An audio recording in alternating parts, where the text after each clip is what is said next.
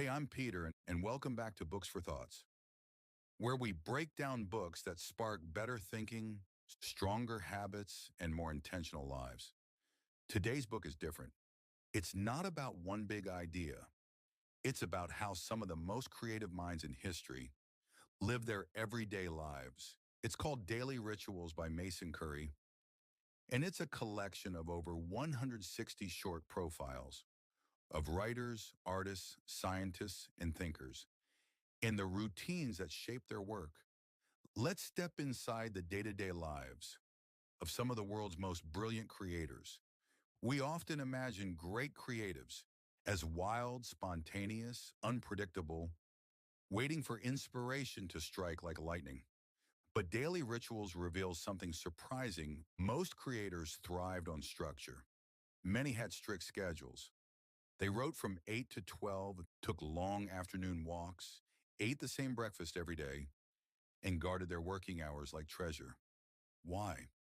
Because discipline creates freedom, routine clears the mental clutter, and opens space for deep work. T.S. Eliot worked as a bank clerk by day and wrote poetry early in the morning.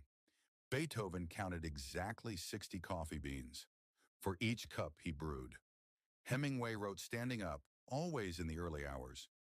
Creativity, it turns out, is often boring in practice, but that's what makes it possible. What Daily Rituals makes clear is there is no ideal routine, only what works for you. Some people worked in bursts of nighttime energy. Others woke up at 5 a.m. every day. Some, like Nikola Tesla, slept only 2 hours at a time.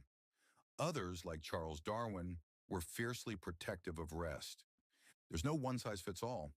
But what unites these routines is the intention behind them. Each person figured out how to carve time and shape their day to support the work they cared about most. The takeaway? You don't need to copy anyone's ritual, but you do need to build one.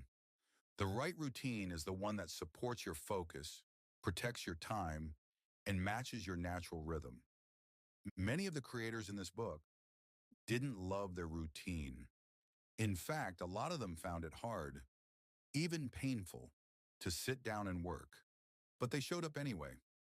W.H. Auden treated writing like a job, with a set start and stop time. Stephen King writes 2,000 words a day, even on holidays. Even great minds struggled with procrastination, self-doubt, and distraction. But they built rituals. That made starting easier.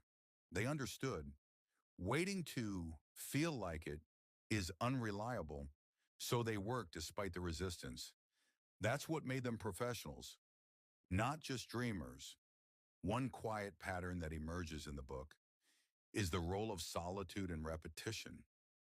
Many of these creators carved out quiet, uninterrupted time. They valued long walks, long baths, or simply staring out the window. Charles Dickens walked 3 hours a day. Kierkegaard paced obsessively through the streets of Copenhagen. Virginia Woolf wrote in total silence. These weren't escapes. They were part of the process. Time away from the desk was still time spent writing. Mentally, it gave their ideas space to breathe. Repetition, too, became its own form of clarity. Doing the same thing each day helped them enter a deeper mental groove. One of the biggest surprises in Daily Rituals is how many creative people worked within tight constraints. They didn't wait for perfect conditions. They created under pressure. Toni Morrison wrote at night after putting her kids to bed. Franz Kafka squeezed in fiction between shifts at an insurance job. Victor Hugo had his servant take away all his clothes, so he couldn't leave the house until he finished writing. They didn't have endless time. They had discipline. And that's what this book shows. Constraints aren't barriers, they're tools. They help you focus, eliminate excuses, and turn time into something sacred. We tend to romanticize the creative process, but this book makes it beautifully ordinary. Many rituals were oddly mundane. Gertrude Stein wrote just 30 minutes a day. Igor Stravinsky stood on his head to clear his mind. Maya Angelou rented a hotel room just to write in silence. even though her own home was nearby. There's something comforting about how human it all is.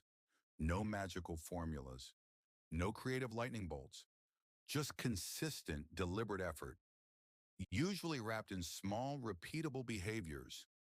The magic wasn't in the ritual, it was in the commitment to the ritual. Another powerful insight: rest isn't procrastination, it's part of the process. Many creators had long periods of idleness built into their day.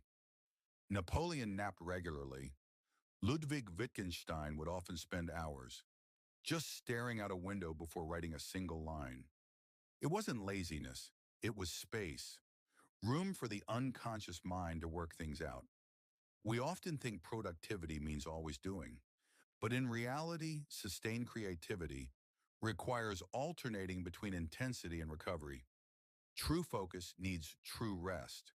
Something that shows up again and again is how little time some creators actually spent. In deep work mode, many did their most important work in just 2 to 4 focused hours a day. The rest of the day, they walked, read, napped, or socialized. But those few sacred hours, they protected them like their lives depended on it. And maybe they did. This is good news for all of us. You don't need to grind 12 hours a day to do something meaningful. You just need a focus block and the discipline to return to it tomorrow. At its core, this book reveals something deeper. A daily ritual is a quiet form of resistance. In a world of distraction, choosing to sit down and do your work, whether it's writing, building, designing, or thinking, is a powerful act. The world will always give you reasons to delay, but your ritual is your anchor, your way of saying, this is what matters. I'm showing up for it. You don't need to wait for clarity, motivation, or a perfect plan. You just need a small ritual and the courage to keep returning to it. So, Marim, what does daily rituals really teach us?